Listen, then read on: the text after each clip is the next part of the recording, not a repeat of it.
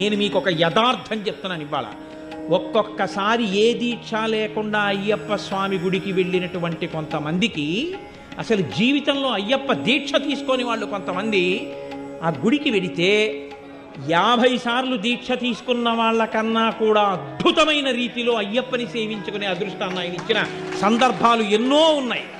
దేనివల్ల ఇస్తాడో తెలుసా అండి? వీడి నా దీక్ష పట్టాడని ఇవ్వడం కాదు.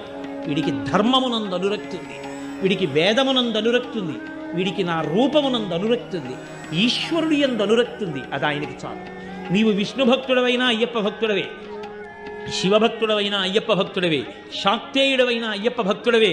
నువ్వు ఏ రూపాన్ని భక్తితో కొలిచి వేదాన్ని నమ్మి జీవించినా నువ్వు అయ్యప్పని చేరుకోగలవు. అది ఆయన గొప్పతనం. శివకేశవుల యొక్క అభేదమైనటువంటి రూపం, అంతటి గొప్ప స్వరూపం, సమస్త దేవతా సమాహారము. అటువంటి మహాపురుషుణ్ణి సేవించడానికి